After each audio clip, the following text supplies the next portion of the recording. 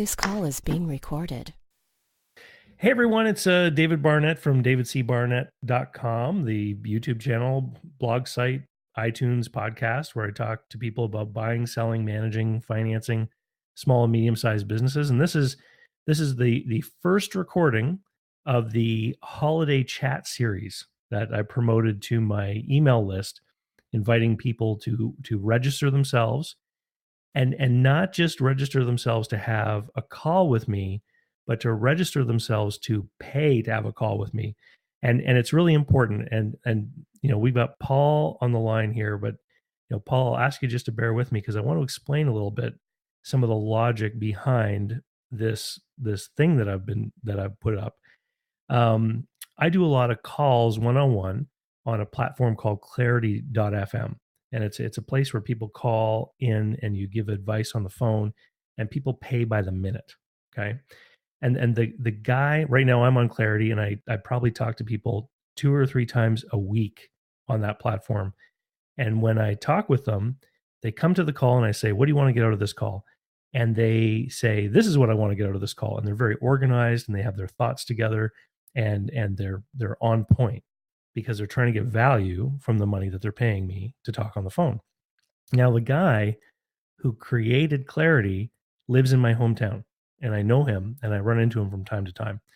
And his name's Dan Martell. And he is out there talking and coaching entrepreneurs who are building software as a service platforms. That's his area of expertise.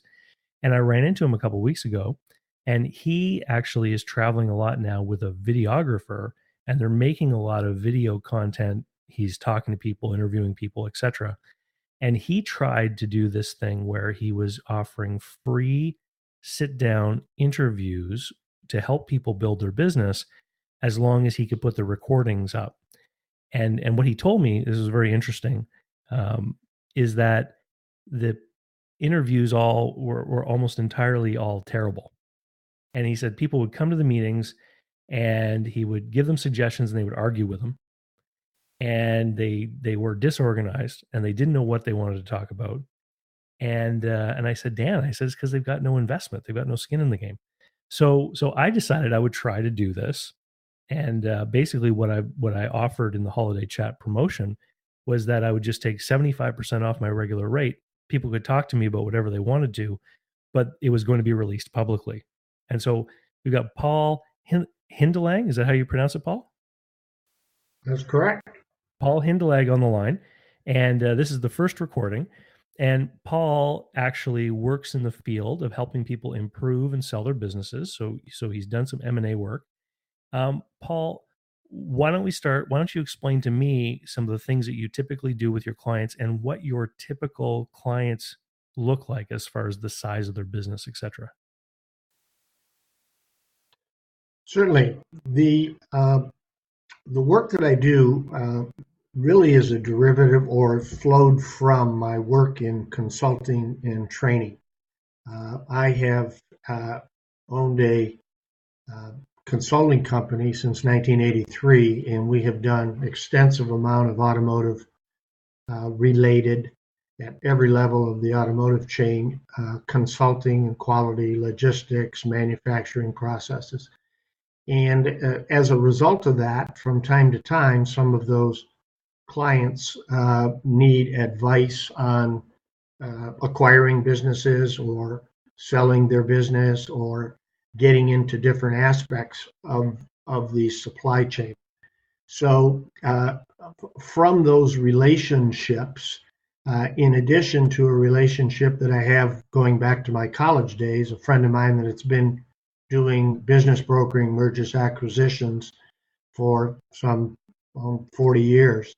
I have put my toe, if you may, into the water of buying and selling businesses with other people in joint ventures and consulting on the same and listing businesses for sale in this area. Okay. And a couple you're of the in ones Michigan. that I'm currently. You're in Michigan. Yes, so I'm this in is where Michigan. the automotive ties in, right? So as we know that, the big auto manufacturers are there, but then surrounding them, you've got many layers of other suppliers and manufacturers that are all tied together in these quite complex value chains, correct?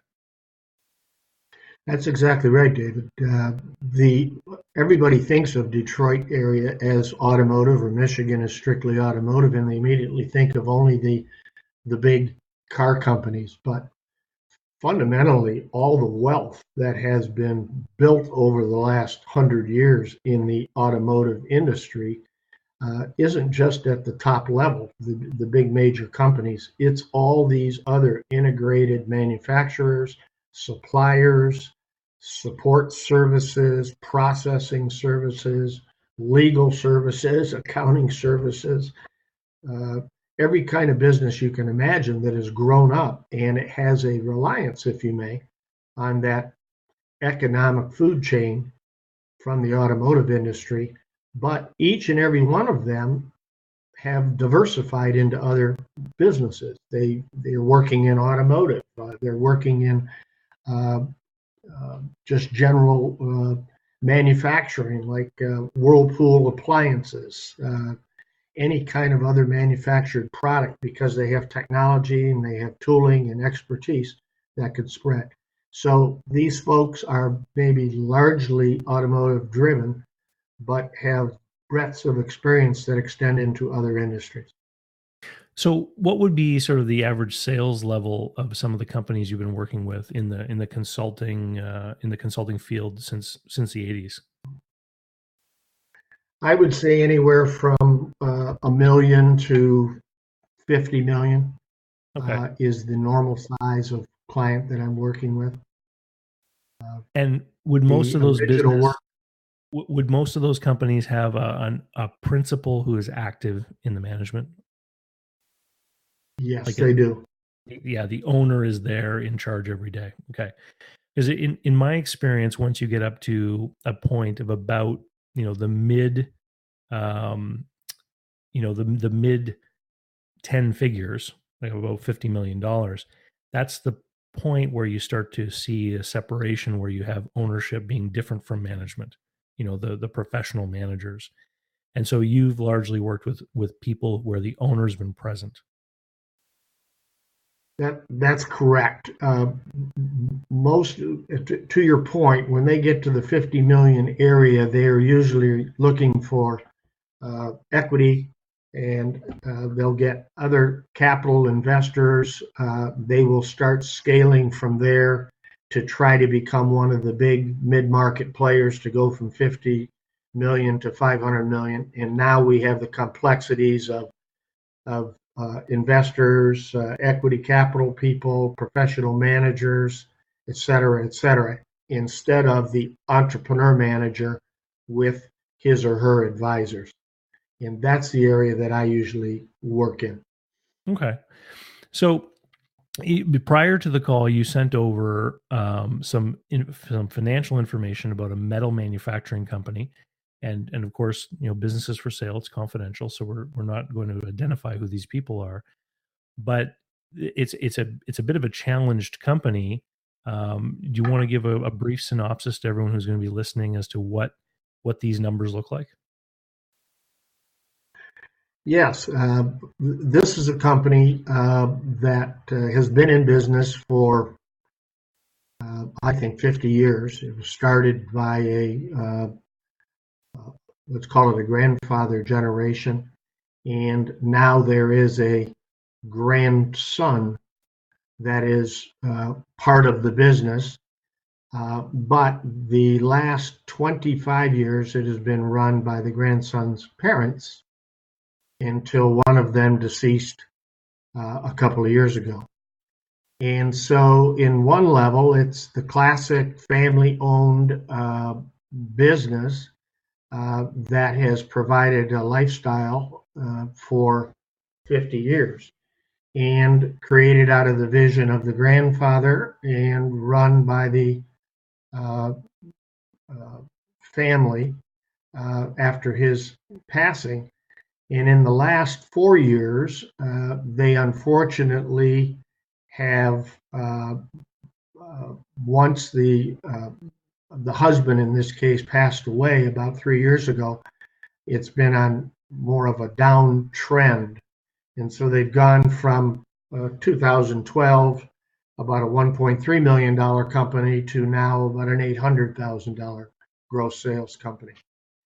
And the challenge has been is how do you replace the one critical driver owner, and then the spouse who's remaining running the business with other professionals has lost interest and now wants to sell it. My take on it and looking at it is they may have been well advised to sell it 3 years ago or 4 years ago, right after the passing. But as with most family-owned businesses, they attempt to hold on and do the best they can with it.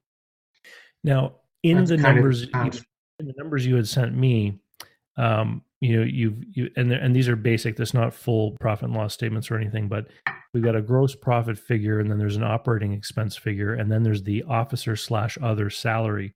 So, would there be people that are on the payroll here that actually are not active in the business? No, the people that are on the payroll were all active in the business.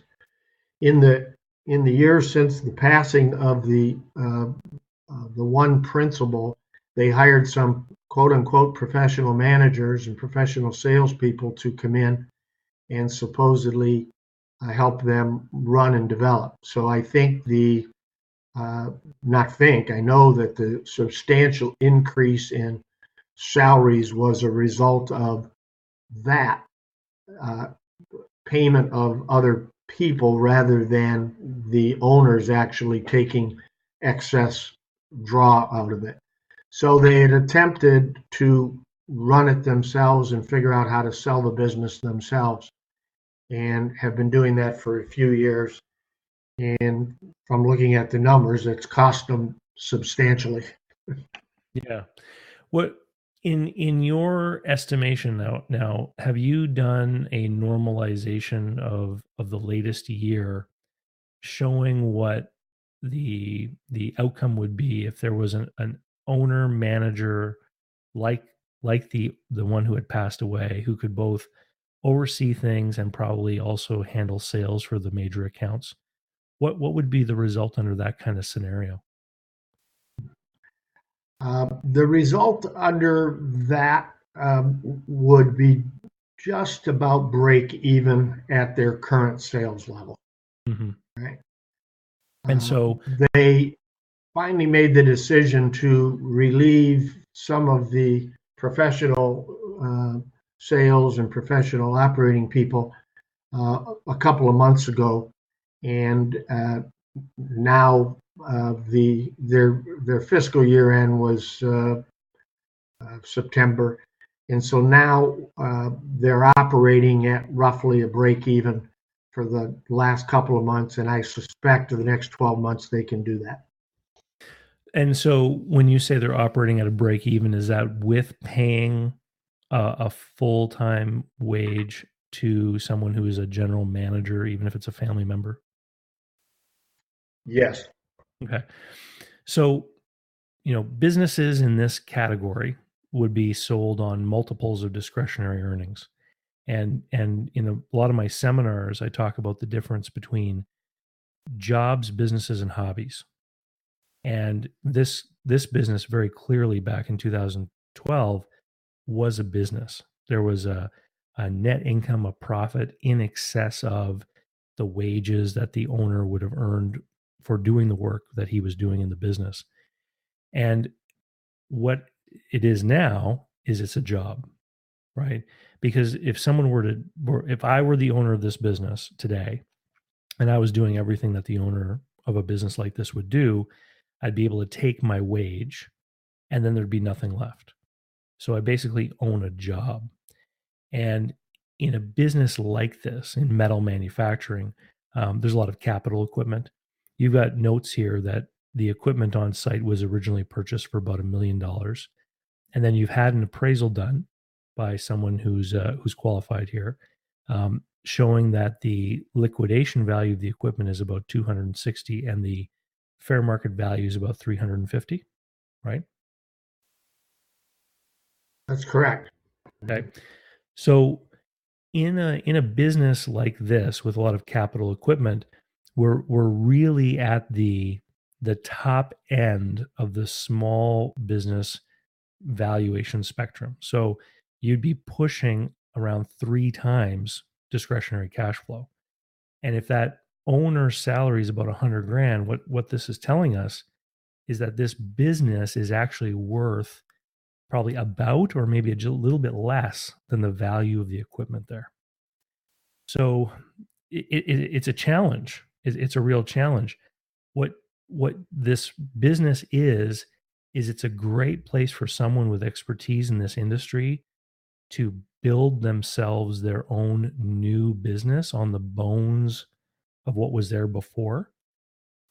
Because it would certainly be easier to be successful if you took this over, but nobody's going to come on the scene and put up good money to acquire a cash flow because the cash flow isn't actually there, right? The money that this family has tied up in this machinery and equipment is actually not creating a return on their investment. So from the point of view of someone who's the owner manager, they're going to make a living here, but an investor putting money in to acquire this isn't going to get a return on investment. And so if I were in your shoes, if I were a broker trying to sell this thing, what I would first have to do is show the current owner, the widow. Is that right? The widow is the owner now. That's correct.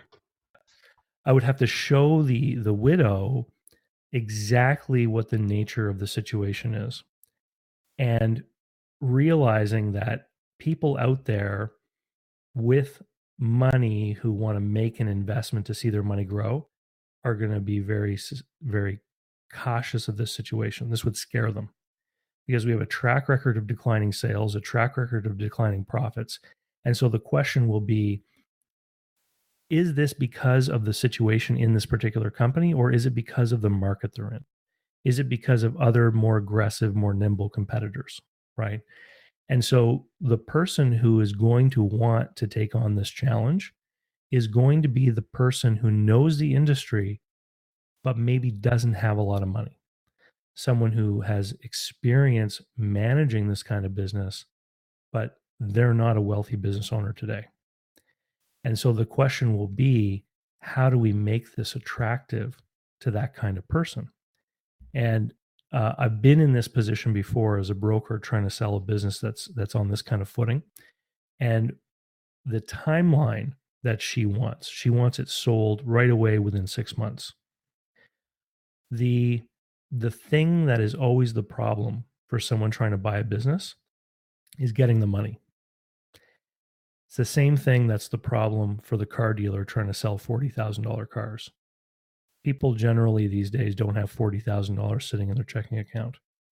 And so the car dealer knows that in order to sell $40,000 cars, he's got to figure out the money problem. And so when you go to the car dealer, he's already got that sorted out. He's got leases, he's got car loans, he's got different banks that are there ready to make a loan, right? And so in order to convince that person with management and sales experience in this industry that they should buy this business, we have to sort out the financing problem for that potential buyer. And it would be very difficult for anyone to take the financial statements of this business into a bank, right?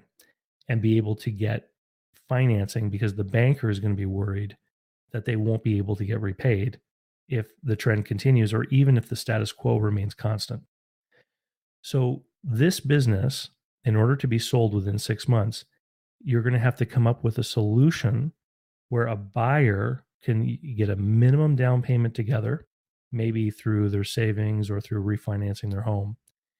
Take that down payment, get control of the business, and so how is that going to be financed? It's going to be financed by the seller. And the biggest hurdle in your job is actually not going to be finding the buyer, because there are plenty of people out there with experience in any industry that want an opportunity to succeed and become an entrepreneur and become a business owner. And so I don't think you're going to have trouble finding a candidate who's willing to do this. The hurdle is going to be convincing the widow that this is what she's going to have to agree to, because she's looking for someone to write her a check. What's her idea of what this business is worth? The original numbers that she threw out was 500. And by the time we talked for a little while, then it come down to 400. And then this was prior to me meeting with her. Then when I met with her, she's getting ever more urgent. And I said, well, let me get the numbers. Let me see all the numbers first, and then I'll give you an answer. And then I got all the numbers and I've analyzed them or whatever. And what you've already observed and the comment you've made is now I'm going to have to meet with her and tell her the reality. And I'm completely in line with you. I'm thinking $200,000 to $300,000. Should be lucky to get that on terms. Yeah. What I think the positioning should be is that you should use that appraisal, the $353,000 appraisal, and say, here is an opportunity for you, Mr. Buyer, to come in and take over an established business, and you can buy this for the value of our equipment. And just to make it easier for you to do that, we're going to finance this transaction for you. And I think that if you create an opportunity where the down payment could be $50,000 or $75,000 with the balance paid out over the course of 7 or 8 years, I think you could have multiple people wanting this opportunity. And then it would be a matter of trying to figure out who would in fact be the best operator in order to secure that cash flow to make sure that the note will ultimately be paid. Would you have an interest premium on the financing, or just pay it out interest free in 7, 8 years? I think there should always be an interest rate, especially if you're going to present this to buyers as an opportunity. And the reason why I say there should always be an interest rate is that a buyer could make a different offer. A buyer could make an offer with a 0% note. That might happen. But then there's no incentive for the buyer to pay off the note earlier, right? And so the interest exists to be, it's rent on the money, basically, and right. I would propose it to buyers in the same way that they're used to buying other things. In fact, I would probably present it with an interest rate similar to what's being advertised for home mortgages, because it'll seem reasonable. And some of the buyers may not even question it. They may say, oh, that seems reasonable. And they may not even try to negotiate that point if they feel that it's already reasonable. And the key here is, by making a reasonable presentation, you can get people in the door sooner. And if people don't have to try to obtain bank financing, that's what's going to allow the deal to actually close within the time frame that she wants. When I was doing business brokerage, I would have people that wanted to involve banks in making business loans, and sometimes the bankers would add up to 3 months to the process by the time they had gone back and forth and done all the things that they wanted to do. And then if the first banker said no, it always took a couple of weeks to say no. And then you start again with another banker, right? And the fastest deal I ever did was 9 weeks, and there was no banker, right? The buyer came to the table, and in that situation, it was a retail store, and I believe the purchase price was about $140,000. And the deal they struck was that the buyer would pay $100,000 on closing and $40,000 over a couple of years with interest. And then in the week before the sale, the buyer came to the seller and said, look, I don't want you to pay any of your bills this week. I would like to pay them for you at the closing table. And so the day of the closing, the buyer and seller met at the lawyer's office a couple hours before the closing was supposed to happen.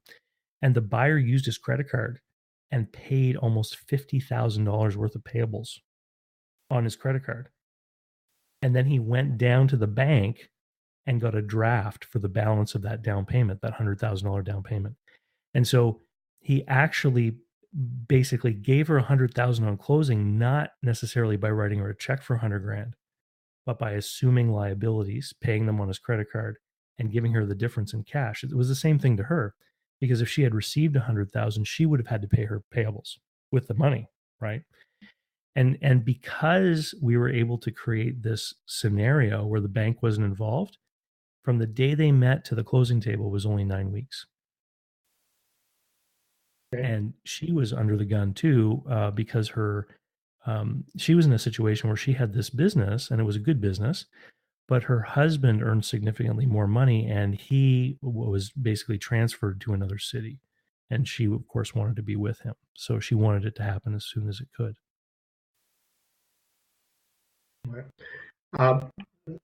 This is an idea I want to bounce off you on. In the eyes of the seller, they obviously have had this business for years and believe that I'm going to call it their ugly duckling is still beautiful. Mm-hmm. All right, because they put their entire life into this. And therefore, the quote unquote customer value, even though they've been unprofitable and all of the other issues over the last years, I don't know how valuable the customer value is. But to have them sell the business as a quote unquote asset only sale, which is really what they're going to get, structuring it such that there was a percentage of forward sales of all existing customers. I'm just going to pick a number, 3% of forward sales. So in this particular case, that would be like a $24,000 bonus for X number of years going out. And the idea that I had was pay that and then have the buyer not have to pay that if they paid off the note earlier. So it would be the structuring the total cost is one thing, but this is a matter of structuring it so that, hey, you're going to be buying assets, plus you're going to be paying for a percentage of forward sales for as long as you haven't paid off the entire note. Now they have a incentive to cash out earlier, and the seller has a vision that say, gee, I'm getting paid for my equity in my customer relationships. You see what I'm saying there? I do. And you know, a buyer who's never bought a business before might say, gee, okay, so that's the goodwill, right? I'm paying a percentage of the revenue from the existing clients because they acquired those clients. So I'm paying goodwill there. And then I'm buying all of the equipment, right? And so that person might think, hey, this sounds like a good deal. But here's where the thinking will go by the time closing day comes. By the time closing day comes, they'll have realized that the business is not making any money and that the business is ultimately going to close, which means the equipment is not actually worth fair market value. The equipment is worth liquidation value, right? And if the customer base were really worth anything, then that customer base would be providing enough sales for the company to be profitable. Because when we talk about the goodwill in a business, the goodwill is literally the amount of money, which is the difference between the purchase price of the business, which is based on cash flow, and the tangible value of the assets. So if we had profitability in this business and somebody agreed to buy it for $500,000 and we know there's $350,000 worth of stuff, the machinery, then the business would have $150,000 of goodwill is simply the difference. Because the customer base is insufficient to create that cash flow, there really isn't any goodwill here. But it's still easier for somebody to buy this than to start from scratch. To wait for them to go out of business, buy their equipment at auction, and then try to reacquire the clients would be harder than simply agreeing to pay the market value of the equipment today, especially if the seller will facilitate the transaction through the financing, right? Because for most buyers, the hurdle's the down payment. The hurdle's always getting the money. And the down payment under a seller finance transaction here could conceivably be less than the amount of money you would have to bring to that auction in a year's time, right? Because the auctioneer doesn't finance anybody. The auctioneer is just cash, right? And on top of that, everyone else in this industry will be at the auction. So that opportunistic person with the experience and the desire, they're going to find it more compelling to do a deal with the seller. But if they agreed to buy the equipment at fair market value and then they also agreed to this royalty arrangement, what I've seen happen before is by the time you get to the closing table, they've reflected so much upon it that they're not going to want to close on that deal. They'll realize that they'll be paying too much. And paying too much will be an emotional conclusion regardless of what the total value of the deal was. Even if you, in this case, if you said, all right, we're going to do a $260,000 transaction and we're going to structure it this way, what you're saying is the emotional thought of paying for a non-existent goodwill is going to poison before closing. Yeah. So let's examine this from a different point of view. Let's say that there's a very similar company 2 miles away. Okay. And instead of trying to sell this business, what we do is we go to that similar company and we say, hey, would you like to take over our book of business? Now, this other company doesn't need any of the equipment because they already have the equipment, right? If they're a competitor. Those guys might be very open to an opportunity to pay a royalty. You could say, look, take over our customer list. We'd like 3% of whatever you sell to these guys for the next 5 years. They might be happy to do that because to them, it's incremental revenue. They'll be able to make a lot of profit off that incremental revenue because all their other bills are conceivably being paid by their current customers, right? And then you could turn around and call the auctioneer. So on top of that revenue, you're going to get the liquidation of the equipment. But the auctioneer isn't going to get the fair market value for the equipment. Probably going to get, well, he'll get, by definition, he'll get less than the orderly liquidation value. He'll get forced liquidation value. So he won't even get the 260. He'll probably only get another, maybe 100, 150 grand. But then the company will be gone. If you took that strategy, so in presenting to the owner, if you may, or the seller, it is alternate A is if you could sell your list and generate the numbers, you're going to generate 3%, let's say 5 years, 15% of the sales value.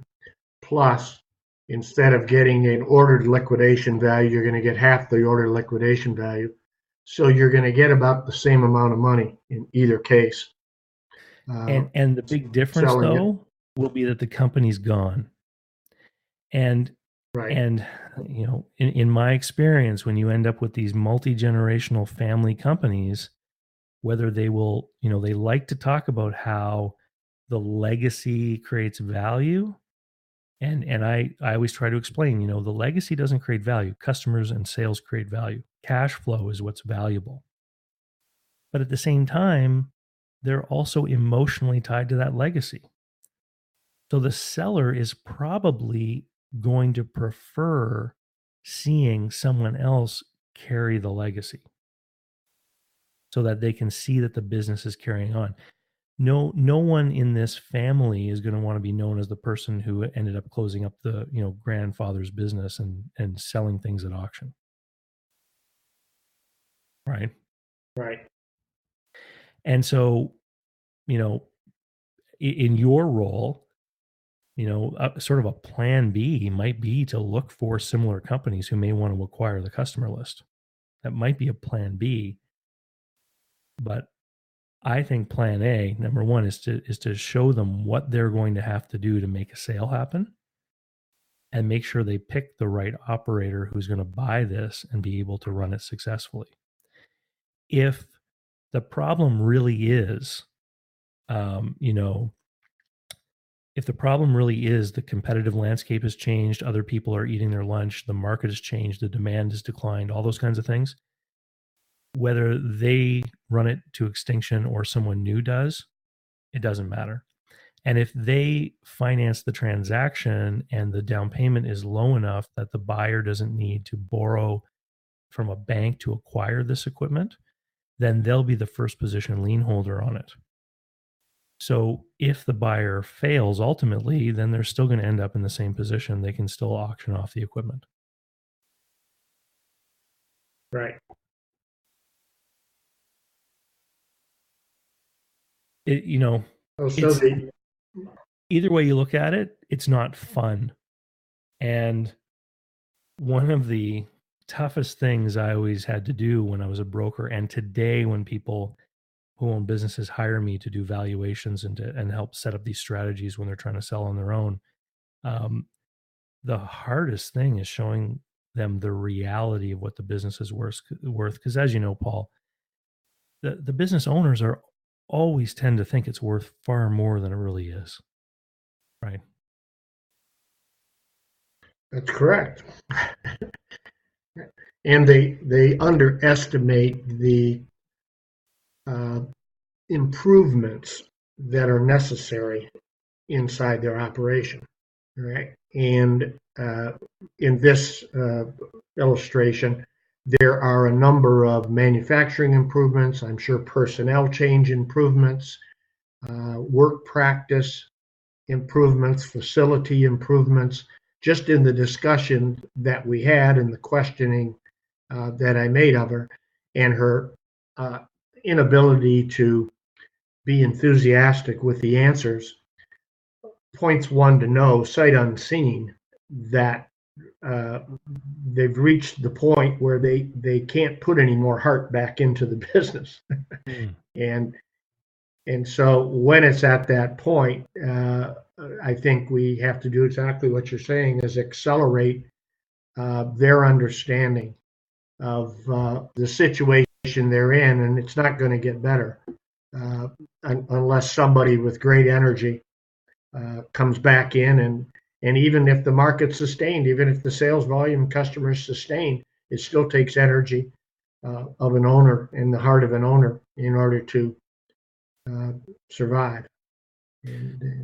Now, before I hit record, when we were just chatting in the beginning, we talked a little bit about confidentiality in the sale, and I always preach from the highest hilltop that when a small business is up for sale, it's got to be confidential. If word gets out that a business is up for sale, the business can be destroyed. And then you had made the comment, in this business, I think you said there were 8 employees. Is that correct? That's right. Yeah. So it's a relatively small group of people, and people in any industry, the best workers that they have, if they get spooked, if they think that something's wrong, that they might lose their job, that the company's headed for the auctioneer, they've always got employment options because other people will know of them. The people that work in a given industry, they know each other because they run into each other at the bowling alley and at the bar and all these other places. And so the danger is losing the good workers, and then you have a turnover problem, and then that'll affect results as well. In my experience with a business like this, there will be employees who are doing their job, and they are employees, and they're employees in the minds of the owners. They're subordinates. But then there are also likely employees that are kind of a whisper away from being friends, right?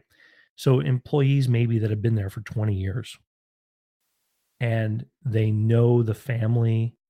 They've been through ups and downs. They've, experienced a lot of what the family has experienced in owning the business. And for those employees, what I have found over time is that the owners will typically confide in them and tell them what's going on. and it can work to their advantage or not. Because when a buyer eventually comes along and wants to take a look at this business, the buyer will understand the confidentiality requirement.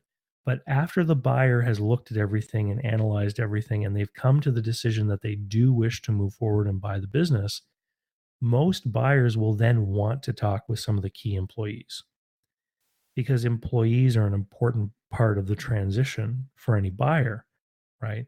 I mean, one of the advantages of buying an existing business is that the employees know their jobs already. And so the buyer is going to be concerned that employees may want to leave or something. I always used to tell buyers, like, don't be afraid employees are all going to quit, because these people have bills to pay, right? They have a job because they've got expenses. Very few people can afford to quit on a whim, right? Because they decided that they're fed up, or they don't like the way the new owner looks or something like this. Um, and so who are the employees that are going to be trusted to actually talk with the buyer if the buyer insists before closing happens? It's going to be those employees that the owner really trusts. So I think that you have to do everything you can to make sure that the sale does remain confidential, and try to make sure that the buyer who ultimately says, yes, I want to move forward, is one that the seller likes and believes in before they ever talk to one of those employees. Because the employee, when they meet that potential buyer, that can seal the deal. And I've seen that happen many times, where the buyer talks to the key employee, they get along great, and the buyer's really happy, and the deal closes, and that employee is part of the transition, helping the new owner run things. But here's the other thing that can happen.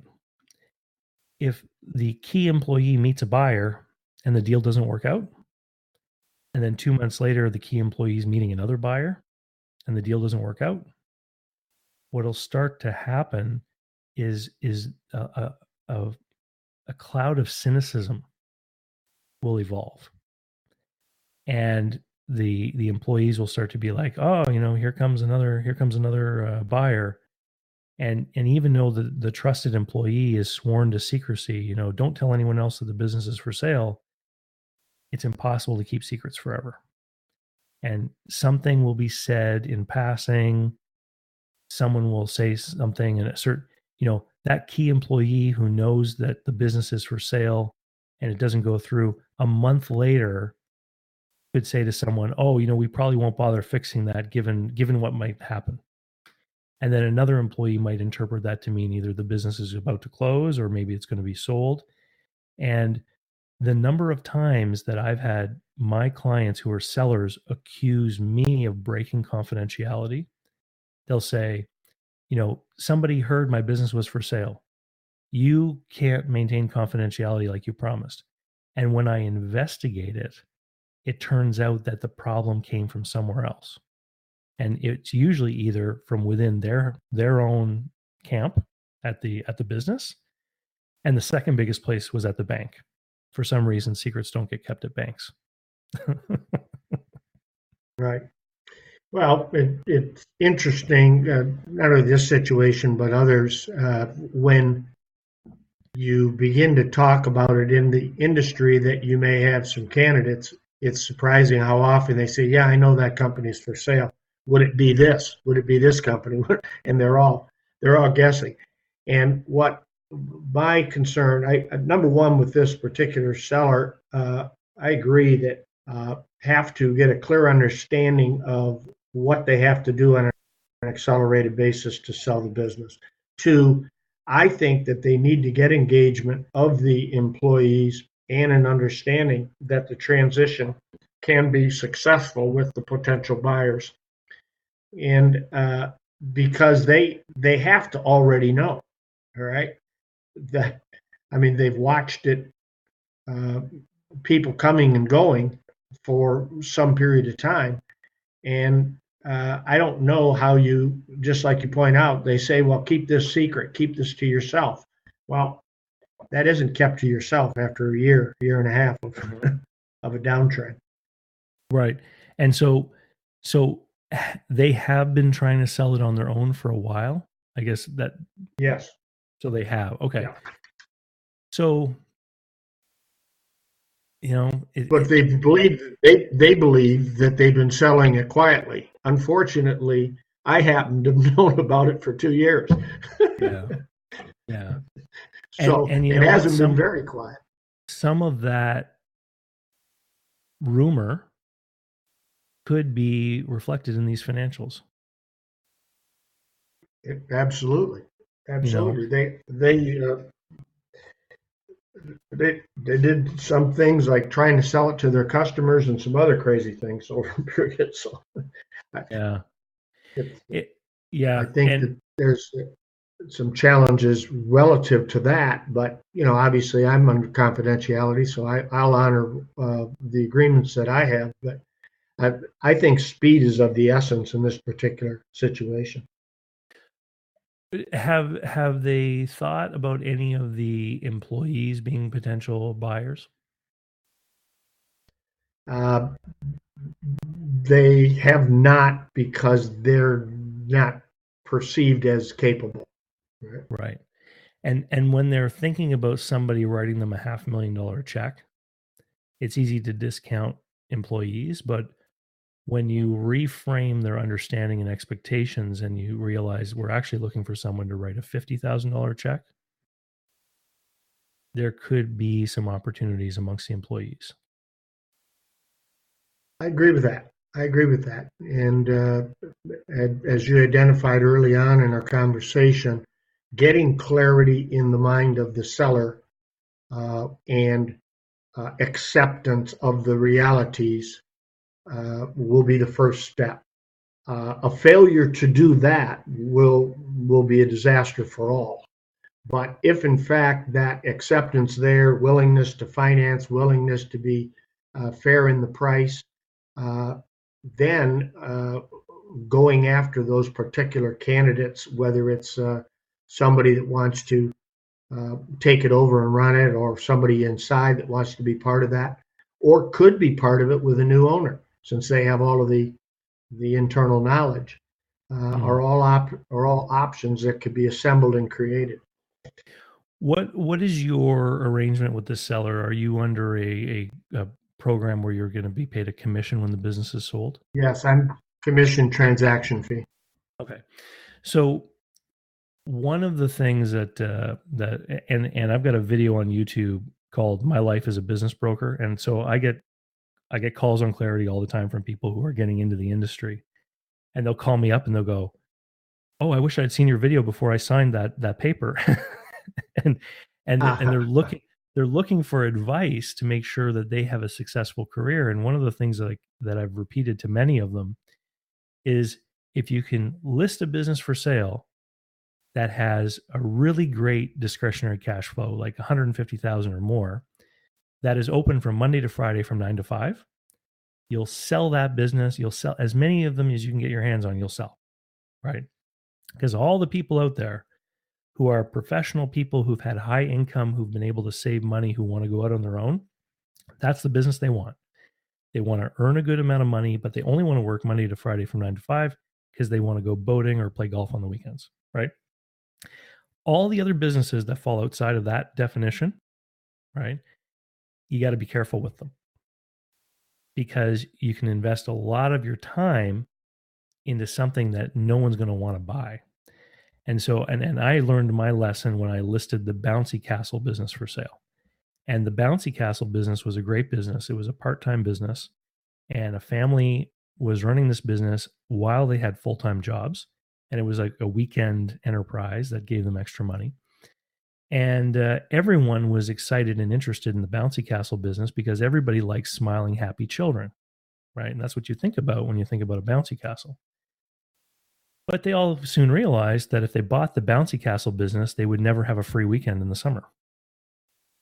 And so it was the lifestyle constraint that prevented me from selling that business to anybody.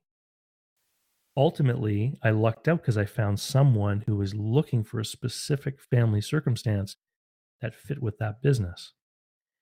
So my warning to you is that if the seller will not agree with you as to what the value of this is and what the terms of sale are going to be, you may not want to carry on with this assignment. Because when I was starting off as a business broker, I was told you got to take every listing you can to fill your book and then become selective. And I know now that I've got thousands of hours behind me of work that I was never paid for and I never will be paid for, because I took on businesses and tried to sell them that weren't unsellable. So you need to make sure that the seller agrees that this is the situation they're in and these are what the terms of sale are going to be. Because if they insist that they want that big check, it's just not going to happen, or the chances of it happening are so slim. And then the second thing that is important is if somebody buys this thing and they only put $50,000 down, how does that then reflect upon your payment, your commission? And I don't know if you have or not, but I've got a thing out, a special report called How to Borrow Money from Your Business Broker, where I discuss several deals that I did while I was a broker where I ended up getting paid with a note. So the seller ended up getting paid over time, and so did I. And that was one of the ways I was able to make it palatable to the seller. Because if this seller, for example, if they're going to take 50,000 on closing and then they're going to owe you 30 grand, let's say, well, then they're left with 20. But if you say, look, here's the situation you're in, and I realize it's not very palatable, here's what I'm willing to do. I'm willing to, and you can structure it a number of different ways. But if you're also willing to be paid over time, it can make it an easier thing for them to accept. All right. Well, that's good. Those are good advice. I agree with you. Yeah. All right. So the other thing you put in your email to me was just to talk about sort of the Amazon economy and how things are changing. What did you mean by that, I guess, first of all? And how do you see that playing out in the example we've been talking about this metal company? Well, here's my observations. Everybody is familiar with what I'm going to call the Amazon-like business model. The precursor to that was the Walmart business model. And I describe Walmart business model as a business model where Sam Walton got everybody else to finance his inventory and basically didn't buy anything until it was sold, and then paid the person that provided him the goods, and then he bought the real estate in order to house the transactions. Walmart then moved to something even more dramatic, that is getting the customer to pay up front and then move to a financed inventory model without having quote unquote real estate, but trying to shorten the supply chain to let electronics and systems deliver products from people that manufacture or want to hold it in a warehouse or the sorts on their own dime, and then provide it to the customer, and then just accelerating that process. So these are models, if you may, of accelerating the supply chain or the cash to cash conversion. And as I've looked at businesses struggling over the last 10 years of every type, I always tend to look at it is how fast is that cycle of their cash to cash conversion, and is there some part of their business that could be accelerated? And take manufacturing, for example. Are there some products or services in a typical, let's call it metal manufacturing business, that could be put into products and then put into an e-commerce type platform? Or are there services that could be offered in e-commerce? The very model you're talking about selling consulting advice by the minute, is expert advisory by the minute. There's no cost incurred until the advisor shows up and the advisor's already been paid by the minute for the prescribed minutes ahead. Applying that kind of thinking to existing businesses, I think, is essential for them going forward as they struggle to keep their brick and mortar and practical business. So I'm looking for models or ways where people could add this into their business or add that kind of thinking into their business and take advantage of their intellectual property, their knowledge, their manufacturing capacities, distribution, whatever they may have as their value, and move it into an Amazon-like model. Does that make sense? Yeah, and what you're talking about, I mean, this trend, you mentioned it with Walmart, how they were getting the supplier to finance the inventory and they were owning the real estate, and then they realized, hey, we shouldn't own the real estate, right? We can grow faster if we get other people to supply our buildings too, right? What it is, and what big businesses do, is they're constantly trying to figure out, how can we make the same money with less money invested? It's how can we get a bigger return on a smaller amount of capital? And small business owners don't think like this at all. Uh, At all. Small business owners actually get excited when they pay down debt and they have more equity on their balance sheet, and they think, hey, I'm paying off the bank. I own more of the business. And if you have more equity in the business without increasing the earnings, you're actually earning a lower rate of return on your equity, right?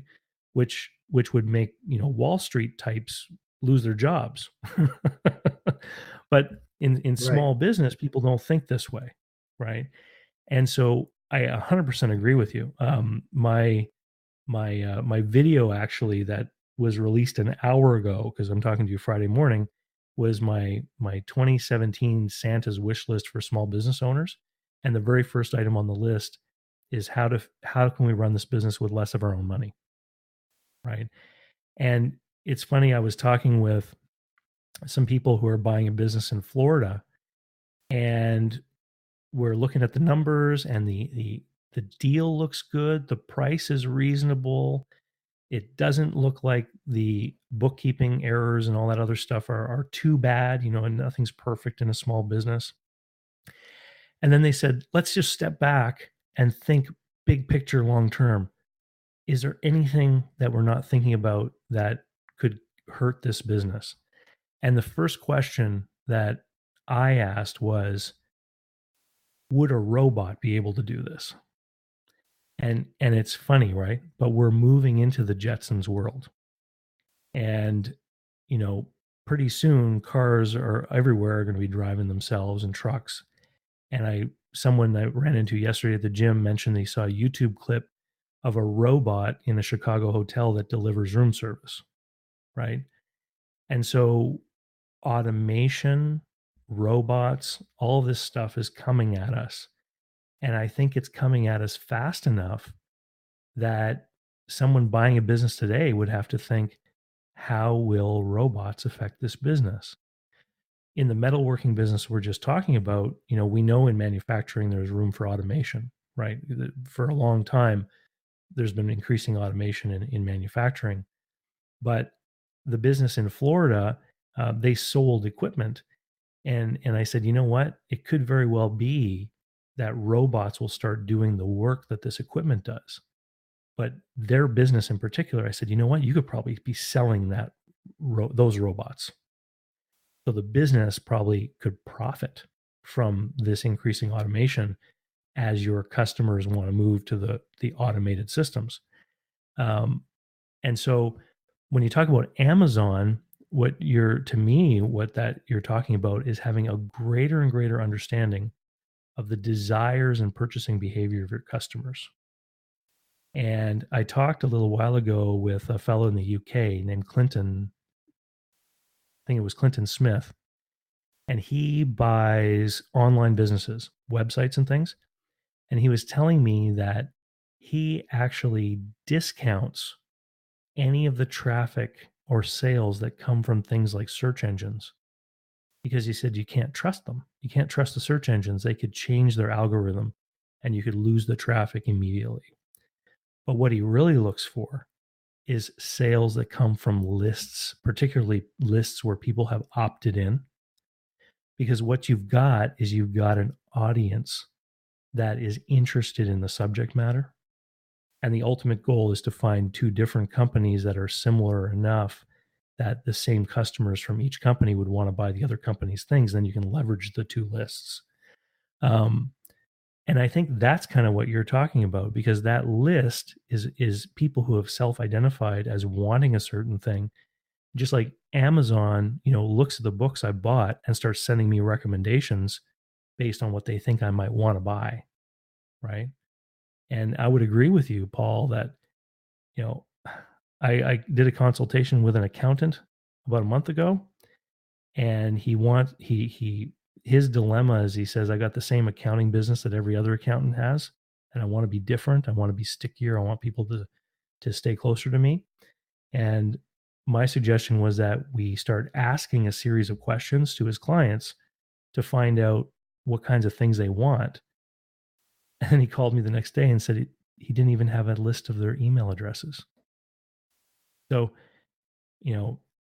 right there, huge blind spot right in the middle of his business. He wasn't able to communicate with his own clientele, with MailChimp or something. I just thought it was crazy. And maybe he's acting on it now, but until the moment came where I said, well, let's just talk to your customers, he didn't even realize that he isn't able to talk to his customers. Your observations are what has driven me recently to look at this and try to describe it, because I would say 90% of the people I talk with are in that situation of that accountant, right? I mean, a friend of mine I've known for 50 years is a CPA, and I met him at a meeting, and he's been trying to sell his business for a long period of time. And I proposed to him similar things, and he does not have, even though he's done business with these people for 50 years, does not have a relationship with them. If you look at the typical manufacturing company in any supply chain, they keep taking orders, but when you ask them what is their sales relationship or when do they communicate with their customers, they don't. They only communicate when there's a request for quote. And with that, I think these companies are all destined for the curb, because when you cease to have any kind of a relationship, you really don't have anything of value to bring to the customers, and then you're going to be losing it. And that's kind of the message that I want to figure out how to package, A, and number two, how to help people transition it, much like you're giving advice along that line to your CPA friend and others. It's funny. There was a question the other day about brand on Quora. I sometimes go onto Quora.com and answer questions for people. And someone was saying, can I have a business without a brand? And the answer is, of course you can. It's called being a grain farmer, right? You're producing a commodity. You don't have any control over the price. You have to take whatever price is being offered because your product is the same as everyone else's. And you don't have any way of making people want your grain over your neighbors, right? And so these businesses, whether they're in manufacturing or whatever industry, if they don't have a story and a relationship, they might have a sign and a logo, but they don't. They're becoming commoditized, and eventually what happens is it's just about price. And if it's just about price, it means whoever has the lowest cost structure is going to be the last man standing, which means you're likely talking about the Chinese or someone in a developing country, right? They're going to end up with a lower cost structure. And so, I think that it's definitely a pursuit that's worthwhile because, and it also creates an opportunity, because if somebody is listening to us in this conversation and they have expertise in a certain field, in a certain industry, like in metalworking, this is the kind of business where you can really create value, Because if you can come in here and you at least know that you're going to be able to write your own paycheck, right? And then you start to implement some of the things we're talking about, and you start to implement real relationship management, and you start to understand what the customers want, and you start to understand where the customers are headed, right? You know, selling somebody widgets today is great, but if you don't know that they're planning to to get into the boogie wheel business, then you're not ready to supply them with boogie wheels. Right. No, I think it's essential, and for people to reestablish if they have weak supply chain relationships, reestablish connection with their employees, reestablish connection with their suppliers, and reestablish connection with their customers, and getting all of them in a conversation. And it's a remarkable, if you've got those three at the table and just get the conversation started, you will uncover the very thing that you're talking about. Is what are the needs that are going unfilled? Where's the value proposition? And where does the customer think you're wasting your time? And boy, if the employees knew that and your suppliers knew that, the customer would benefit and be loyal long term. That's true. All right, Paul, I got to get ready for my next call. I've had an amazing talk. Very good. Thank you so much. I'm going to release this conversation right away, which means that if somebody listens to this, there are still some spots left. There's a limited number of these holiday chat spots. But if somebody else wants to have a call just like Paul did, just below in the notes, whether you're listening on SoundCloud or iTunes or YouTube, you'll find the link where you can register yourself as well. But with that, Paul, thank you very much, and best of luck with this client. Let me know how it turns out. Very good. Thank you, David. All right. Bye-bye.